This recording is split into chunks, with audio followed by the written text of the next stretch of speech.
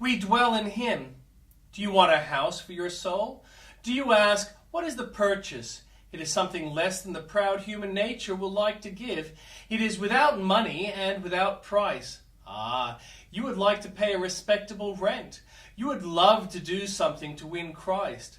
Then you cannot have the house, for it is without price. Will you take my master's house on a lease for all eternity, with nothing to pay for it, nothing but the ground rent of loving and serving him forever? Will you take Jesus and dwell in him? See, this house is furnished with all you want. It is filled with riches more than you will spend as long as you live. Here you can have intimate communion with Christ and feast on his love. Here are tables well stored with food for you to live on forever. In it, when weary, you can find rest with Jesus, and from it you can look out and see heaven itself. Will you have the house? If you are houseless, you will say, I should like to have the house, but may I have it? Yes, there is the key. The key is, come to Jesus. But, you say, I'm too shabby for such a house. Never mind, there are garments inside. If you feel guilty and condemned, come, and though the house is too good for you, Christ will make you good enough for the house by and by. He will wash you and cleanse you, and you will yet be able to sing, we dwell in him. Believer, thrice happy art thou to have such a dwelling place. Greatly privileged thou art, for thou hast a strong habitation in which thou art ever safe. And dwelling in him, thou hast not only a perfect and secure house, but an everlasting one. When this world shall have melted like a dream, our house shall live, and stand more imperishable than marble, more solid than granite, self-existent as God, for it is God himself, we dwell in him. All the days of my appointed time will I wait. A little stay on earth will make heaven more heavenly. Nothing makes rest so sweet as toil.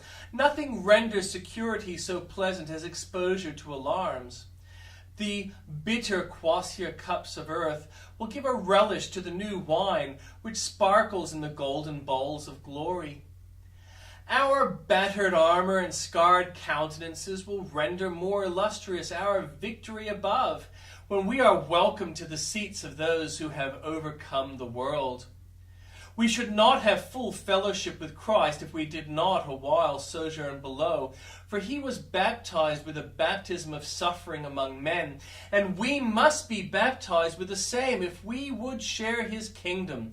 Fellowship with Christ is so honorable that the sorest sorrow is a light price by which to procure it. Another reason for our lingering here is for the good of others.